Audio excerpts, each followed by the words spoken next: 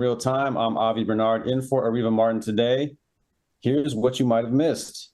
The frantic international search for the missing tourist submersible entered a more desperate phase today as rescuers feared the oxygen supply on the vessel had been running out. The search for the Titan, which went missing Sunday after embarking on a mission to survey the wreckage of the Titanic, has been focused on an area where Canadian aircraft detected underwater noises Tuesday and again yesterday. The Coast Guard said today that a debris field was found in the search area, and Ocean Gate issued a statement around noon Pacific Standard Time today saying that they believed, sadly, all 5 people on board had perished. They said there was a likely catastrophic event. After news broke about yet another Supreme Court ethics scandal, this time revelations that Justice Samuel Alito went on a lavish vacation with a billionaire GOP donor and failed to recuse himself from multiple cases involving that very same donor. Senator Dick Durbin, an Illinois Democrat and chair of the Senate Judiciary Committee, has announced that the committee will vote next month on legislation to create enforceable ethics requirements for Supreme Court justices. ProPublica reports that in 2008, hedge fund billionaire and GOP donor Paul Singer flew Alito to Alaska on a private jet, which ProPublica estimated would have cost Alito over $100,000 if he had chartered it himself. Alito did not disclose that gift. He also did not later recuse himself from ruling on cases involving Singer's businesses. Amid his legal woes this past spring, Donald Trump lived as usual at his members-only Palm Beach club, Mar-a-Lago, and according to a source, he found company in Republican conspiracy theorist Kari Lake, who was spotted frequently at the club in recent months. Lake, who is a former news anchor who lost her bid for Arizona governor and, like Trump, claimed that the election was rigged against her, spent a significant portion of her time at Mar-a-Lago during its open season. And according to that source, Kari Lake is there all the time and, quote unquote, there's a suite there that she practically lives in. Tensions between far-right reps Marjorie Taylor Greene from Georgia and Lauren Boebert from Colorado boiled over onto the House floor yesterday as Boebert tried unsuccessfully to force a vote on her resolution to impeach President Joe Biden. During the vote on the resolution Wednesday afternoon, Greene and Boebert had a testy exchange on the floor, according to the Daily Beast. Boebert approached Greene and confronted her about statements Greene had made about her. And if you're thinking this sounds a little bit like an episode of Housewives, then you're not alone. But here's where it gets real. Greene then called Boebert, quote unquote, a little B. Andy, can you let me know if we can say the B word on the air? Greene then called Boebert a little B and accused Boebert of having copied articles of impeachment she filed against Joe Biden. Boebert pushed back at Greene's claim, saying that she had not read the Georgia lawmakers' resolution. And here's my favorite part. A spokesperson for Greene confirmed to NBC News that the outlet's characterization of the interaction was accurate. So basically, Greene's rep said, yeah, she called her a B. And finally, billionaire entrepreneur, and Twitter owner Elon Musk is picking a fight with Mark Zuckerberg, and the Facebook chief is up for it. On Twitter, Musk began the spat yesterday by laughing off Zuckerberg's attempt to launch his own, quote unquote, sanely run microblogging competitor to Twitter.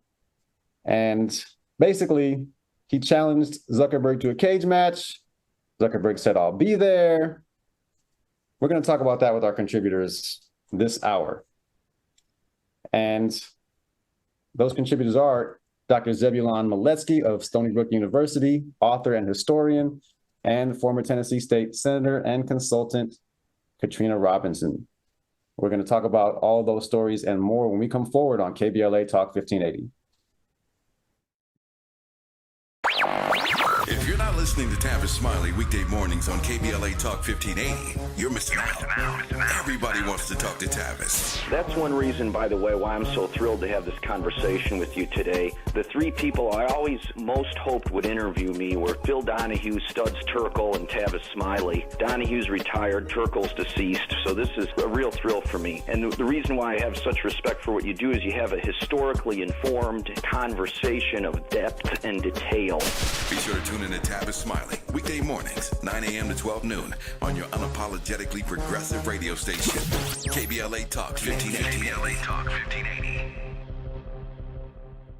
Is the pen mightier than the sword? They say the pen is mightier than the sword.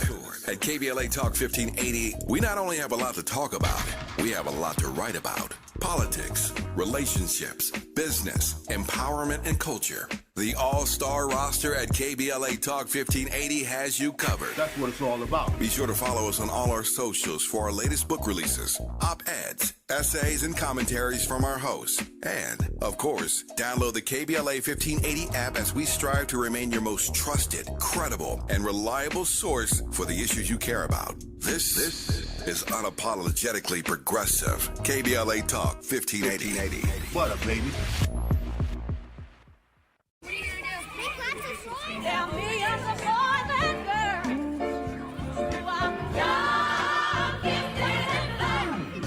I'm young, gifted, and black. KBLA Talk 1580, we do more than just talk. Hey there, I'm Jared Hill, president of the National Association of Black Journalists of Los Angeles, and I just want to say thank you for the benevolent $10,000 donation and scholarships for the next generation of black journalists. And I'm Haywood Galbraith, photojournalist and founder of the Minority Photojournalism Institute. Thanks, KBLA, for your generous $10,000 scholarship gift to help us train the next generation of black photojournalists. Congratulations to all the students who will benefit from the scholarship dollars raised at our Black History Month luncheon honoring black legends in LA media. When we come forward at KBLA Talk 1580, we're bringing everybody with us. Everybody with us. Everybody with us. Everybody with us. Connection established. Access granted. In a survey conducted by the public opinion research firm Eviderus, KBLA Talk 1580 consistently emerged as the station of choice for black audiences in the Los Angeles media market and beyond. The survey also revealed that the vast majority of black audiences are concerned about the lack of black-owned media and are more likely to listen to talk radio that focuses on issues that impact the black community. For some reason, the other talk stations haven't quite figured that out. If you think about KFI, well, KFI only has like a 3% black listenership. 3%. So there's a good 97% out there to support a station like KBLA.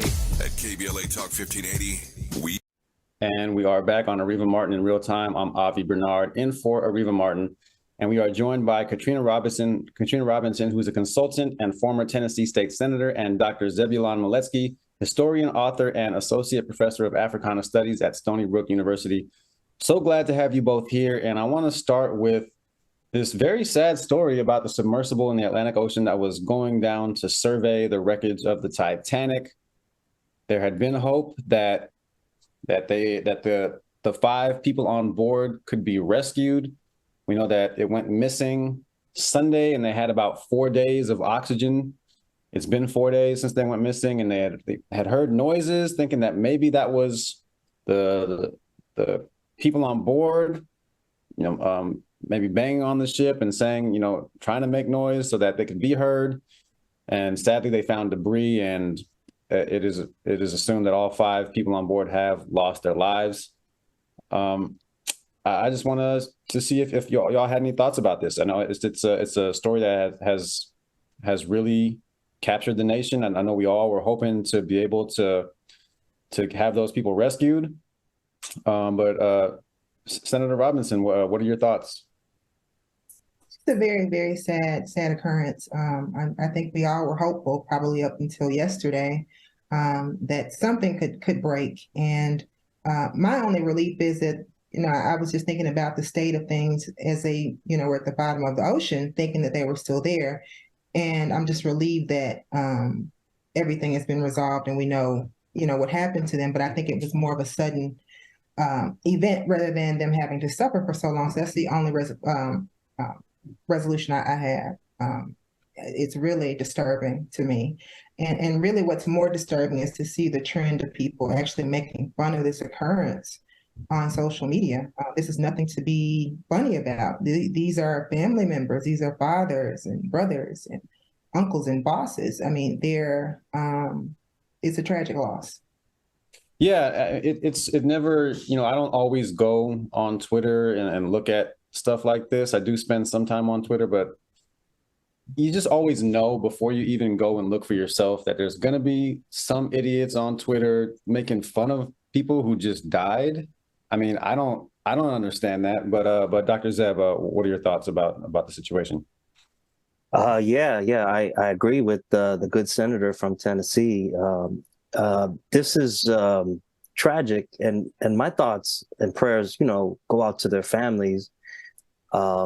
It's, I think I have noticed also this coarseness and a response that's very cold on the part of people, almost making light of what's going on, as if these people deserved their fate because they were adventure travelers or because they enjoyed, being explorers. And it always comes with a little risk, being an explorer and wanting to see the Titanic and touch that history.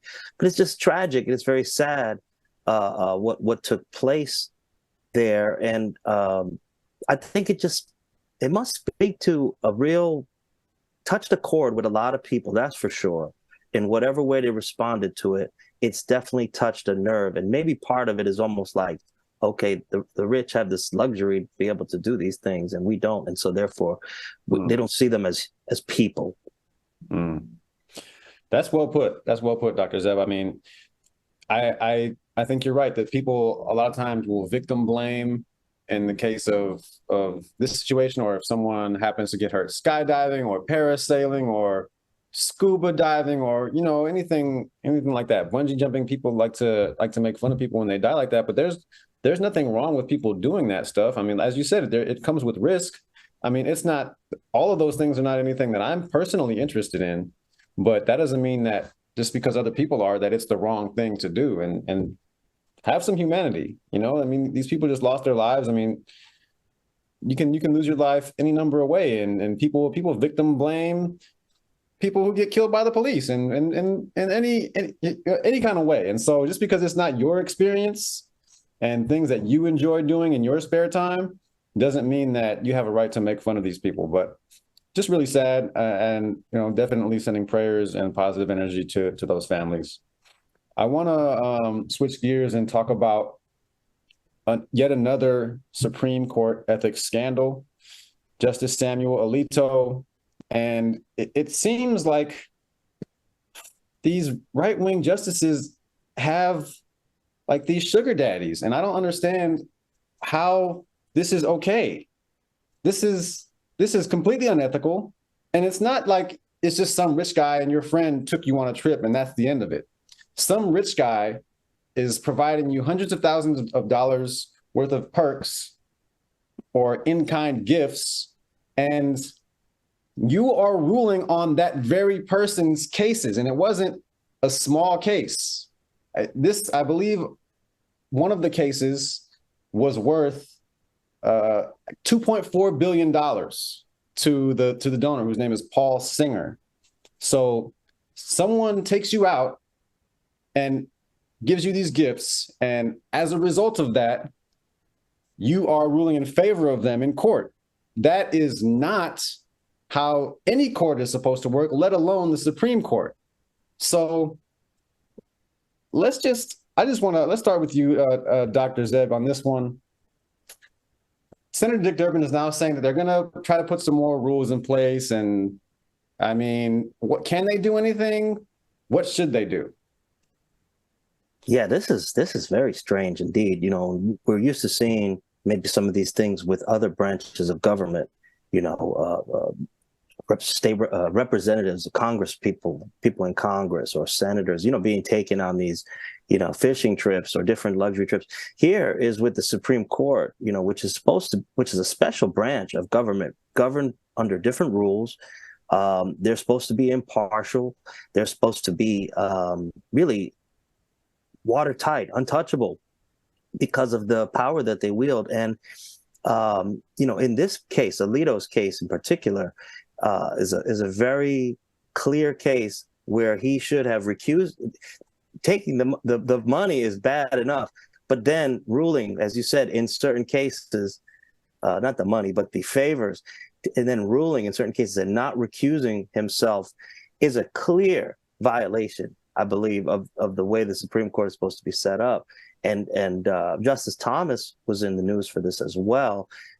Very interesting things that are going on with that, and it smells fishy to the American public. Katrina, you were in the Tennessee State Senate, and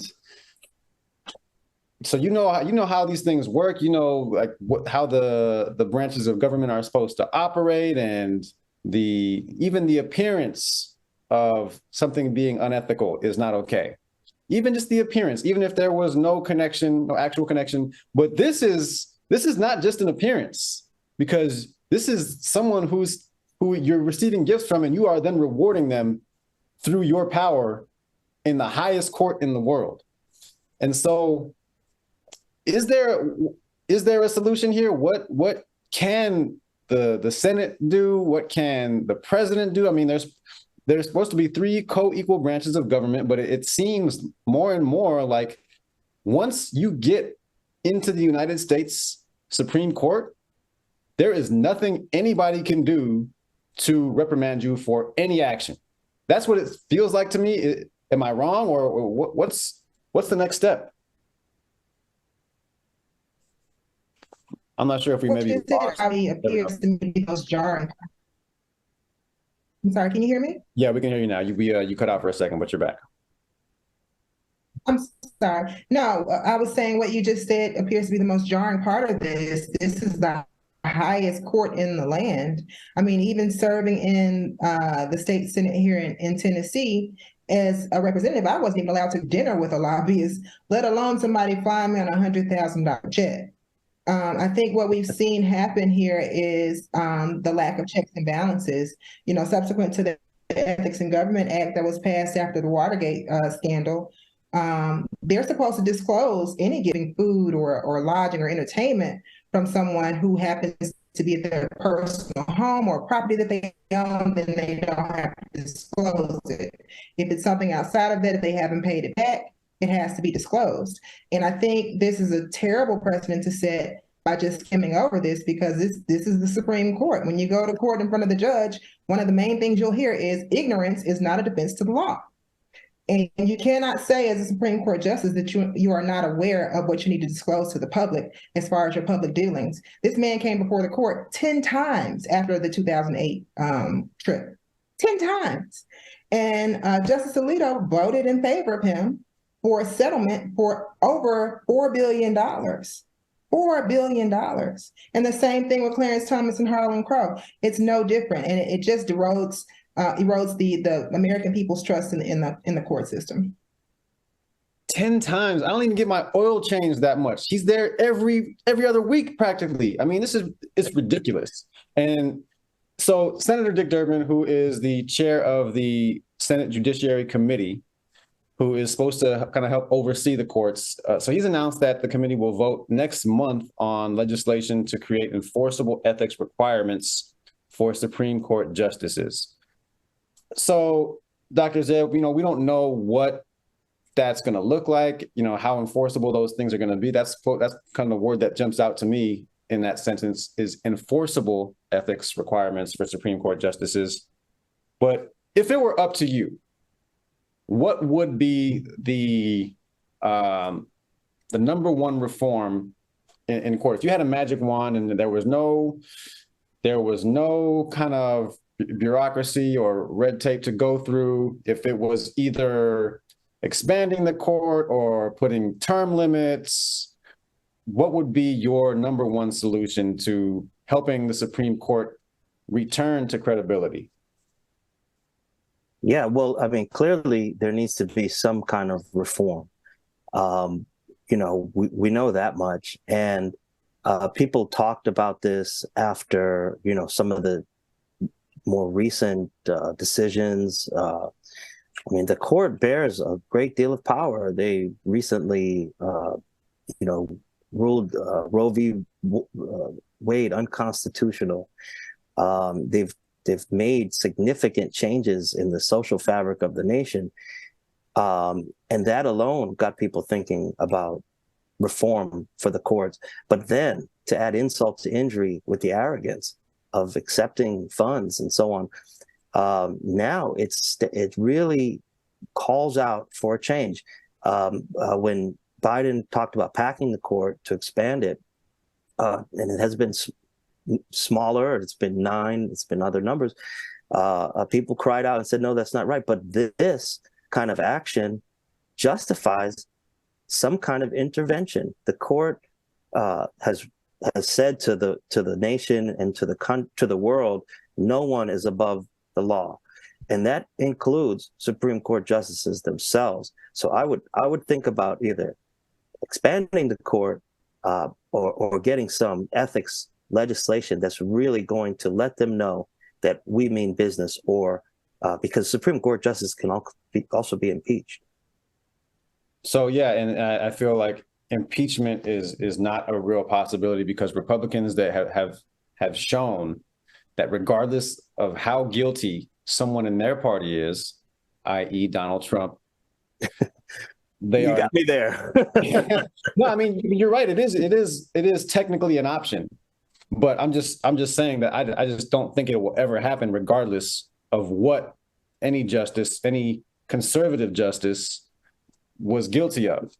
And so, I mean, because it takes 2/3 of the Senate, I believe, and that means every Democrat, and then 16 or 17 Republicans. And I don't think we'll even get one Republican. So, and you might not even get all Democrats, because you got Kirsten Sinema and Joe Manchin in there. So, but Senator Robinson, if you have a magic wand, all right, you can make any change to the court that you want, just one. What would be that change? Make it a fair court. But how? That's the only change I have, is to make it a fair court. You know, we are subject to what has happened over the past few years as to loading the court. And I think this just really sings to the state of the Supreme Court right now. You have 2 of our most renowned judges on luxury vacations with hedge fund billionaires who contribute to the Republican Party. It's political. It's not a court of fairness. It's not a court of justice. It's a court of politics. So how do we make the court more fair? Expand it. Okay, that's what I'm looking for. Do we have a certain number in mind? What we should expand it to? Should it be 5? Should it be 3, 1? I think it should be expanded to the point where there is an even field. Okay. What we've seen there are cases that are politically charged. And if you have a Supreme Court that's heavy on the Republican side, there is no way that you can ensure justice for anyone that goes before the court. So when you say even, you don't mean an even number of justices, you mean an even number of Republicans and Democrats. Exactly. But I mean, given that it is an odd number, it's always going to be favoring someone, and it's like that on purpose, because otherwise there would be a tie in just about every case. So I think the court either needs to be expanded, but I think that change would face a much more uphill battle. So I think the most logical thing is to have term limits, put them in there for 10 years. That's still a long, long time to be in any job. And also they need to have enforceable ethics requirements that these people can be held accountable, because they can't just be on the court with that much power to change the law. They can overrule presidents. They can overrule governors. They can overrule laws that affect the entire country and everyone in it. And they should be held accountable for what they do. Absolutely. Do you want to go ahead? You were saying something, Dr. Zeb? Oh, okay. I didn't know if that was me or not. I just couldn't agree more. You know, they must be accountable, and we also need a Supreme Court that reflects the diversity of this country. You know, we only had the first Black woman on the Supreme Court, you know, done during our in recent time. What about other groups? What about other ethnicities? We're a big country. We're a diverse country, and I think new people coming in would be a little more careful about how willing they are to break some of those sacred vows. When you are a Supreme Court justice, that's an important thing, and it should be taken a lot more seriously than Alito's taking it. He pretty much just waved it off in an editorial that he wrote, saying that he didn't, he tried to give us the legal explanation, which the Supreme Court is entitled to do, but it doesn't fly with the American public. And they've opened the door for court expansion or reform, and that's the mistake. I think that that's something that we just really need, and I hope that Democrats will do something about this. I'm not sure what they can do. I'm looking forward to seeing what results from the Senate committee and what legislation they vote on. But when we come forward, I do want to talk about this amount of time that Kari Lake has reportedly been spending at Mar-a-Lago with Donald Trump, and there are very few people who make me vomit more than Donald Trump and Kari Lake. Just even thinking of them both together in the same place at the same time, especially with that frequency, is very unsettling. But it just begs the question, is she going to be Donald Trump's pick for vice president? And we all know that's what she wants. So when we come forward, I'm going to ask both of you, is that what's going on here? Is that going to be the case? Is Donald Trump going to select Kari Lake? And should he select Kari Lake? Because they are very much alike. And I've had this conversation on this show before, and a lot of times people will say, well, you need to have someone who's different than you. Someone who can kind of reach the people that you can't reach as your vice presidential pick. And Kari Lake is kind of like a little Trump light. They're both kind of the conspiracy theory dictator, or I lost, but I didn't really lose kind of people. So when we come forward, I want to get your thoughts on that right here on KBLA Talk 1580. Here comes the brand new flavor in your head. Race, social justice, sports, politics, art, music, culture. We do it all on the D.L. Hughley Afternoon Show. If you're not tuning in, then you are definitely missing out. It's the D.L. Hughley Afternoon Show, weekdays from 2 to 4, only on unapologetically progressive KBLA Talk 1580. Like a brand new flavor in your head. This is a rather bold pronouncement, but we think we can back it up. If you come across a radio frequency anywhere putting more variety and more diversity on the air than KBLA Talk 1580, we sure would like to hear about your discovery. You got to have vision. You can search, but we are confident that you won't find more shows covering more topics hosted by a more diverse and inclusive lineup of talkers than the squad we have assembled here at KBLA Talk 1580. This is the time, brothers. This is the time. We've got something for everybody. That's right. Health and healing, history and humor, issues and events, empowerment and entertainment, all in one station. What's really going on? Free enterprise, you dig? KBLA Talk 1580. Yes. Oh yeah. We got a lot to talk about. King Kong ain't got on me. If you're not listening to Tavis Smiley weekday mornings on KBLA Talk 1580, you're missing out. Everybody wants to talk to Tavis. That's one reason, by the way, why I'm so thrilled to have this conversation with you today. The three people I always most hoped would interview me were Phil Donahue, Studs Terkel, and Tavis Smiley. Donahue's retired, Terkel's deceased, so this is a real thrill for me. And the reason why I have such respect for what you do is you have a historically informed conversation of depth and detail. Be sure to tune in to Tavis Smiley weekday mornings, 9 a.m. to 12 noon on your unapologetically progressive radio station, KBLA Talk 1580. KBLA Talk 1580. Is the pen mightier than the sword? They say the pen is mightier than the sword.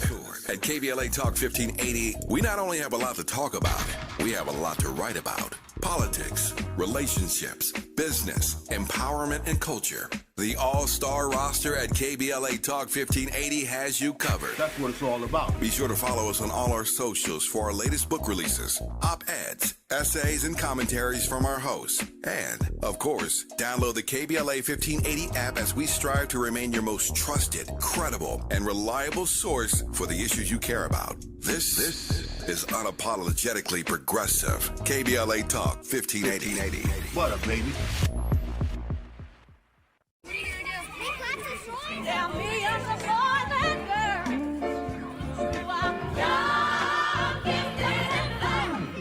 I'm young, gifted, and black.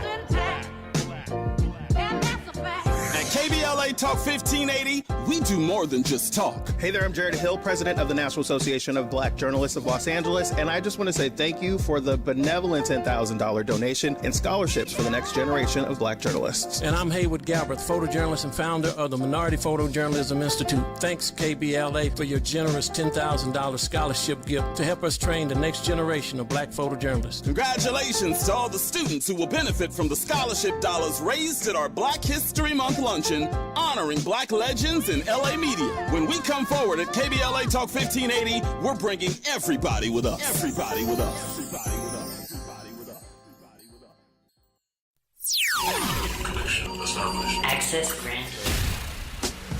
In a survey conducted by the public opinion research firm Eviderus, KBLA Talk 1580 consistently emerged as the station of choice for black audiences in the Los Angeles media market and beyond. The survey also revealed that the vast majority of black audiences are concerned about the lack of black-owned media and are more likely to listen to talk radio that focuses on issues that impact the black community. For some reason, the other talk stations haven't quite figured that out. If you think about KFI, well, KFI only has like a 3% black listenership. 3%. So there's a good 97% out there to support a station like KBLA. At KBLA Talk 1580, we've got your black. Your black. Your black.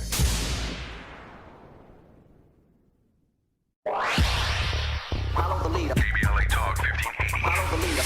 Be sure to follow us on Instagram at KBLA 1580. Follow the leader. Are you ready? The station leading the way with exclusive interviews, Follow the leader. stimulating conversation, and intellectual discourse that empowers, enlightens, and informs. Follow the leader. Follow the leader at KBLA 1580. We've got a lot to talk about. Keep following the leader.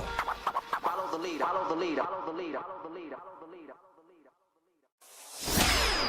Gotta stay fresh, my house shot with a rest bar, shot with a rest bar, shot with a rest bar. Have you visited us online for the grand opening of KBLA.store? For the best in new merch, gift ideas, books, media, and more, log on to KBLA.store. Be sure to check out our KBLA team favorites at KBLA.store today. That's KBLA.store for all the official merch on your favorite talk radio station, KBLA Talk 1580. Bounce is back. Here comes the brand new flavor in your head. Race, social justice, sports, politics, art, music, culture. We do it all on the D.L. Hughley Afternoon Show. If you're not tuning in, then you are definitely missing out. It's the D.L. Hughley Afternoon Show, weekdays from 2 to 4 only on unapologetically progressive KBLA Talk 1580. Like a brand new flavor in your head. This is a rather bold pronouncement, but we think we can back it up. If you come across a... It's Areva Martin in real time. I'm Avi Bernard in for Areva Martin today. And in hour number 2 at 5 p.m. Pacific, we're going to be talking to a historian and a reparations expert about how Juneteenth can be used to teach about reparations. And then also, we're going to talk to a presidential historian. Hunter Biden has agreed to plead guilty to misdemeanor tax charges. Is this the first time a sitting president's offspring has been charged with and or agreed to plead guilty to a crime? We're going to get the answer to that. Also, you may have noticed that once someone is actually the nominee for president in either party, they kind of just disappear. They don't ever usually run again. I'm going to ask our presidential historian, Larry Cook, if this is the first time someone who has been president, then lost re-election, and then run for president again. Because I personally, I don't know off the top of my head, and I'm looking forward to getting the answer to some questions like that. But first, I am really grateful to be able to continue our conversation with these two excellent contributors, Katrina Robinson, consultant and former Tennessee State Senator, and Dr. Zebulon Maletsky, historian, author, and associate professor of Africana Studies at Stony Brook University. All right, Katrina, let's start with you. this this Kari Lake and Donald Trump situation. Kari Lake's been spending a lot of time at Mar-a-Lago, and I don't enjoy talking about either of these individuals, but it is newsworthy, and we do, have to kind of cover this stuff. So do you think Kari Lake will be Donald Trump's VP pick? And do you think she should be Donald Trump's VP pick? I think they are a match made in Mar-a-Lago. To be honest with you, Kari is letting her true colors, Miss Kari Davis, let her true colors show. I mean, her mentor is shining through. They have the same beliefs. She has been a strong supporter of Trump. I'm not surprised that they hang out together, but she is following his blueprint. Basically, she knows she's going to either be his VP selection or she's going to run for Senate in September. That's really the speculation lately, that she's going to run for Senate. But also, she has a book coming out next month. So she's following his blueprint to make sure that people are in her life, that people want to know more about what is happening with Miss Kari Lake. Yeah, they are a match made in Mar-a-Lago. That's we're gonna have to get that copy written. But Dr. Zeb, what do you think? Do you think that Kari Lake would be a good choice for Donald Trump to pick as a vice presidential candidate? I mean, yeah, I suppose that's probably what's going on. Politics makes strange bedfellows, and this is literally in this case. I know that Trump likes to have a running mate that pretty much pumps him up a lot. And obviously, I mean, I don't think that's a surprise. And boy, does she do that. I mean, she has really been out there saying some quite outrageous things. Like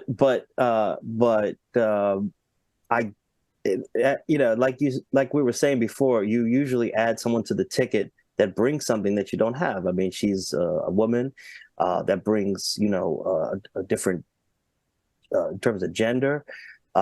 It's full of irony. And I just think the Republican Party is a mess these days. The things that they're running for and running on, a lot of it's based on untruths and things that just don't resonate as being true. So in that sense, they both have each other and they both do speak that same language. So perhaps, I guess it could be a good addition to the ticket, but I think it would be a losing addition because that's just not connecting with the American people anymore. These lies, they really need to stop. Yeah, I love that you brought out the cliche. Politics makes strange bedfellows, but I don't even know if they are strange bedfellows. I think they are a match made in somewhere not heaven, probably Mar-a-Lago. I do think that you're right, though, Dr. Zeb, about the American people being tired of their antics. Kari Lake lost. She lost in Arizona. Democrats won other races in that state too, other statewide races, but they won them by a more narrow margin. And I think that people are tired of it. And I think if she does run for Senate, to your point, Katrina, for Arizona Senate, I don't think she'll win. I think that people are tired of it. They don't like it when people can't admit to simple facts, like the fact that you lost. I mean, you lost, and you keep saying that you didn't lose, but it's only cheating when you don't win. And people are smart. Even people who support you are like, come on, that's not a good look. And some of your supporters may buy it. You may be able to fundraise off it for some of your supporters, but I think for most people, they're savvy enough to know that, yeah, you just lost and you're not willing to admit it, and that's not a good look. No one likes a sore loser. And so, go ahead, Katrina. I think in terms of campaigning, it makes sense. I mean, you got to think about it. Trump is in trouble. He needs a woman to kind of soften the blow of what he's going through right now so she can attract women that he's probably lost from his base. And in her mind, she is an extremist. She always has been, so she can capitalize on the Trump base. I'm not really familiar with the psyche of the Arizona Republicans, But Sinema, I mean, she's 6 months, 6 months in as an independent. She may be jeopardizing her race against Kerry. So I think it's a smart move on her part. I hate to give her that, but it's a smart move for her to run against her if she doesn't get the VP pick. But if I were her, I would just jump off right now. Well, yeah, I mean that's a good point, because that Senate seat is in limbo. You know, Kyrsten Sinema did change her party affiliation from Democratic to Independent, and Ruben Gallego is primarying her, or I guess it wouldn't be primarying because she's not a Democrat anymore. So it's I guess it'll be a three-party run in Arizona, and I don't know who wins in that situation. I think that a lot of Democrats might still vote for Sinema. A lot of the more center-left Democrats might still vote for Sinema, and obviously the more progressive ones in Arizona will vote for Gallego. But if Kari Lake is the nominee, or whoever the nominee is, they're all going to go to her or whoever it is, and so that seat is definitely in danger. And Kyrsten Sinema has completely bungled her entire career and the Democrats' majority, which is already going to be in peril in 24 because of the map and how many seats they have to defend. Right. So yeah, that one's going to be up in the air. But do you think, Dr. Zeb said he thinks it's going to be a losing ticket, Katrina? Do you think that there is any combination of Trump and any vice presidential pick that beats Joe Biden? Or is Trump going to lose no matter who he picks because he's just that toxic? He's going to lose. I mean, even I don't know who he could pick that would even give him a chance not to lose horribly. He's going to lose. And in my mind, I just see him not going forward with it. I see him dropping out of the race. Really? Yeah, because I don't think he wants to be embarrassed. His ego trumps everything, no pun intended, but his ego trumps everything. He doesn't want to lose. And if he sees it's a losing battle, he will jump. That is an interesting point, because Trump is so thick-headed, and he's kind of found a way to try to avoid the embarrassment. I agree with you. He doesn't want to lose. He calls people loser as an insult, and he thinks that being a loser is one of the worst things that someone can be, and he has lost already. And he's been making the Republican Party lose, but he's been having the big lie kind of as his backup. Well, I didn't really lose because I quote unquote got cheated. So, that to me is the one thing that might keep him in the race is him thinking that if he does lose again, then he'll just say that it was cheating again. But if he does lose again, that is pretty bad. That's pretty embarrassing. He never won the popular vote. Remember, right. He only won, from the Electoral College. So he only barely won the first time. And I don't think that he has the stuff to be able to win the popular vote. That line of the big lie only goes with the same people that are already supporting him. And he's broken too many first president to be indicted. The man is being indicted as we speak. This never happened before. So I never doubt Trump's lack of self-consciousness. Anything could happen in this time, because we're just breaking new history every single day. But I don't think he has the stuff, and he's a two-time loser if he runs again.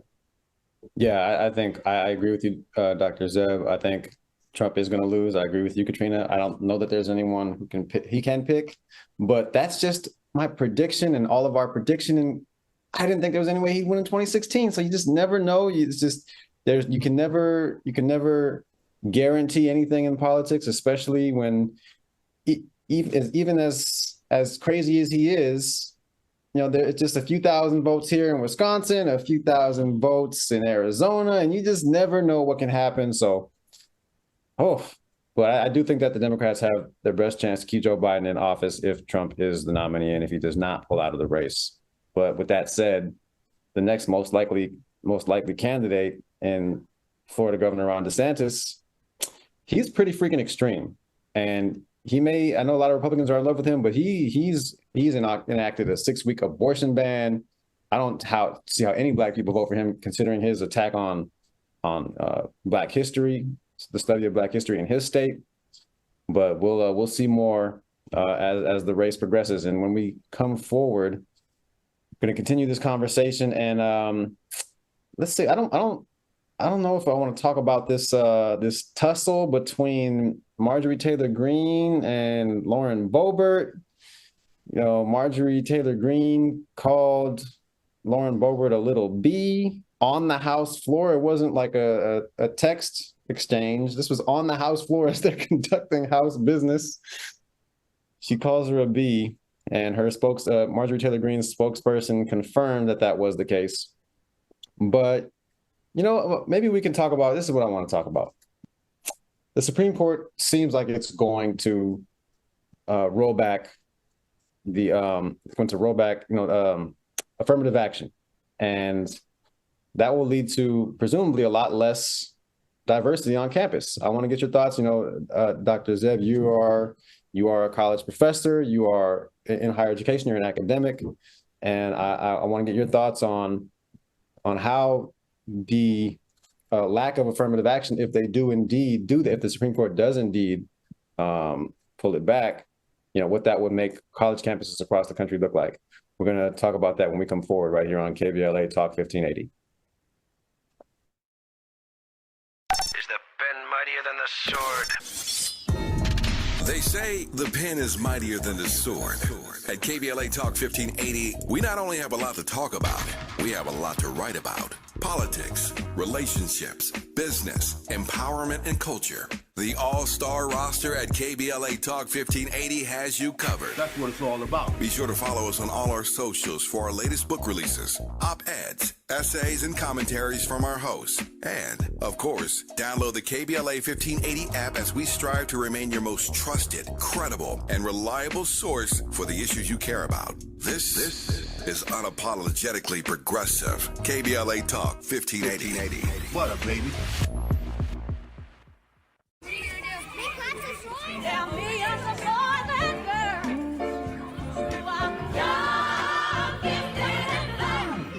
I'm young, gifted, and black.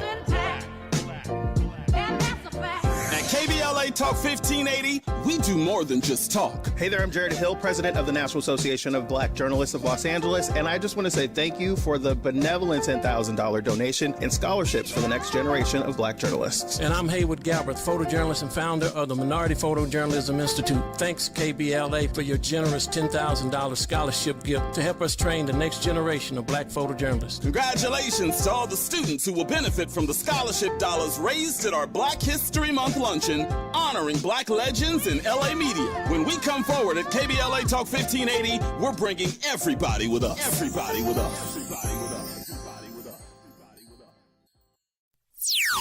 Connection established. Access granted. In a survey conducted by the public opinion research firm Eviderus, KBLA Talk 1580 consistently emerged as the station of choice for black audiences in the Los Angeles media market and beyond. The survey also revealed that the vast majority of black audiences are concerned about the lack of black-owned media and are more likely to listen to talk radio that focuses on issues that impact the black community. For some reason, the other talk stations haven't quite figured that out. If you think about KFI, well, KFI only has like a 3% black listenership. 3%. So there's a good 97% out there to support a station like KBLA. At KBLA Talk 1580, we've got your black. Your black. Your black.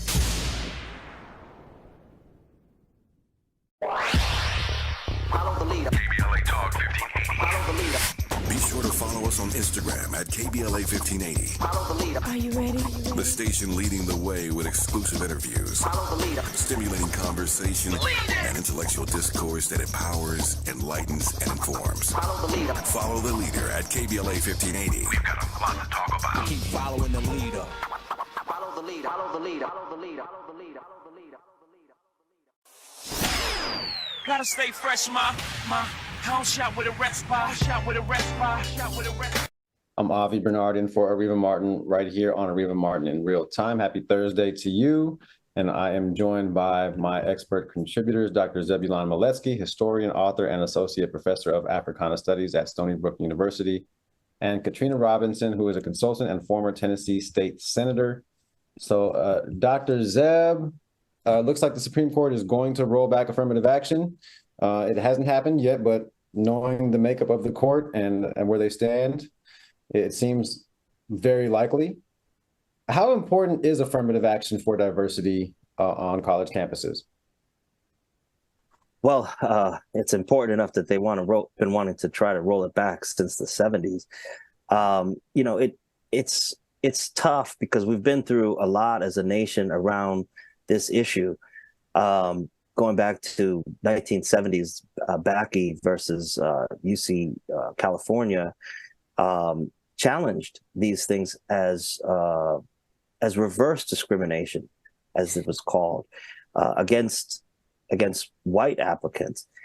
And, you know, this is this classic thing we keep seeing where every time the country tries to give a leg up to the descendants, in many cases, of enslaved Americans, okay, the trials and tribulations that Black people have been through in this country called America merits at least a leg up in terms of hiring, a leg up in terms of school admissions.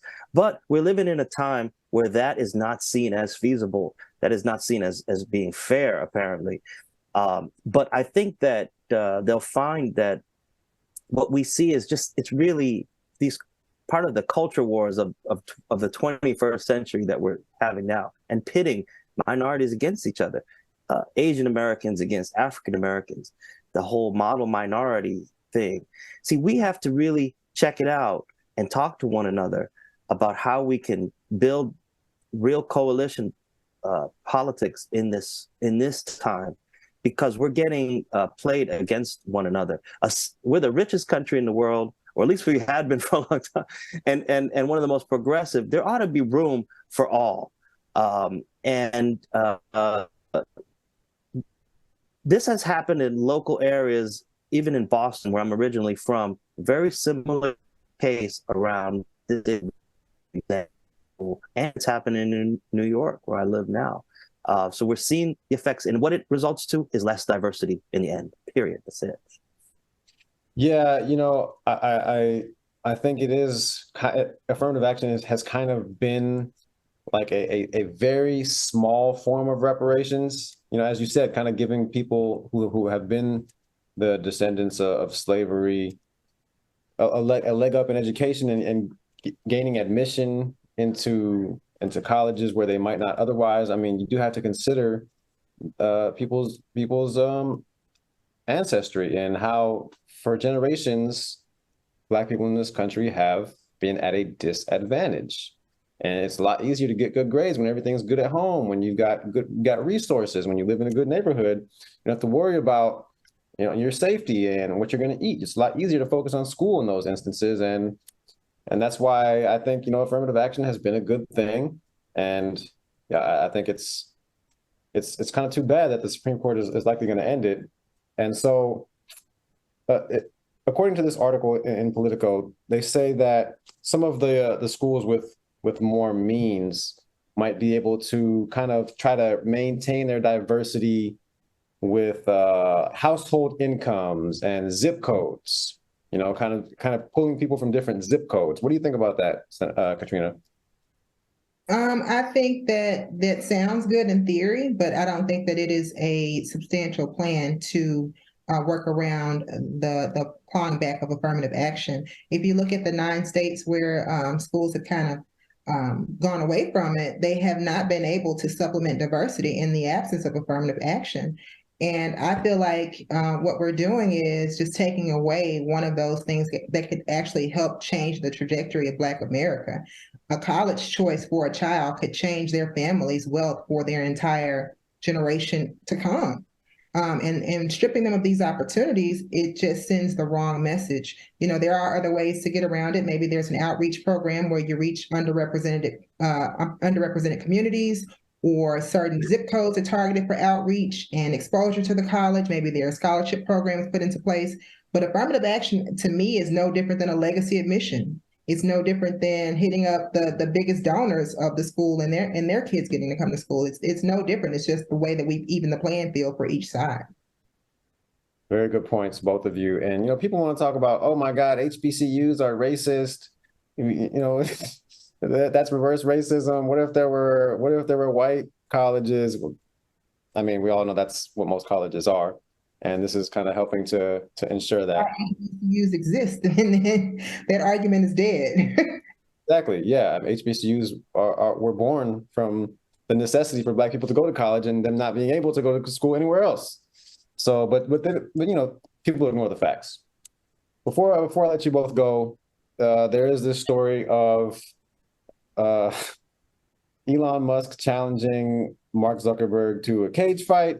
Now, I think we all know that that's probably not going to happen, but just theoretically, if you were going to see one of them knock the other one out, if they were going to fight, if it was going to be Twitter CEO Elon Musk versus Facebook, aka Meta CEO Mark Zuckerberg, who would you be rooting for, Dr. Zeb? I have to put my money on Zuckerberg because the new Twitter CEO has really made a mess in terms of his own reputation and what he's done with Twitter. In my humble opinion, who would ever thought we'd be talking about Meta having the advantage over Twitter? That's how bad things have been on Twitter. And so my money's on Zuckerberg, definitely. Twitter has, to Mark Zuckerberg's credit, Meta has solved issues around partisanship, or at least tried, around hate speech and around white supremacy. They've tried to do that. Twitter has rushed right to it under Elon Musk and has made just my opinion, a friendly space for that kind of hate speech, and has even whipped up himself. So he deserves to lose in that cage match. So I hope they do it. Yeah, I think Facebook did take some measures to ban Donald Trump and try to ban some hate speech, but I'm sorry, Facebook tried to do that, but I think they kind of reversed course on that, and they're going to let Trump back on Facebook. But Katrina, in 20 seconds, who are you rooting for in a cage fight? Elon Musk or Mark Zuckerberg? Put my money on Mark. Mark is going to go all the way. He's going to go all the way, and he's more in shape than Elon. So I'm going to put my money on Mark Zuckerberg. Yeah, he's younger too. That makes it unanimous. I would certainly be rooting for Zuckerberg in that. It's kind of like an Alien versus Predator kind of thing, where one of the bad guys is going to lose, and that's not a bad thing. I'm not particularly a fan of either one of them, but of the two, I would certainly prefer if Elon lost. Dr. Zebulon Maletsky, former Tennessee State Senator Katrina Robinson, thank you both so much for joining us, and I look forward to talking with you soon. Thank you. Thanks for having me. All right, take care. When we come forward, we are going to be talking to historian, researcher, radio host Michael Imhotep about reparations and Juneteenth. How can Juneteenth be a tool to teach about reparations? We're going to talk to Mr. Imhotep about that when we come forward, right after news, traffic, and sports, right here on KBLA Talk 1580. If you're not listening to Tavis Smiley weekday mornings on KBLA Talk 1580, you're missing out. Everybody wants to talk to Tavis. That's one reason, by the way, why I'm so thrilled to have this conversation with you today. The three people I always most hoped would interview me were Phil Donahue, Studs Terkel, and Tavis Smiley. Donahue's retired, Terkel's deceased, so this is a real thrill for me. And the reason why I have such respect for what you do is you have a historically informed conversation of depth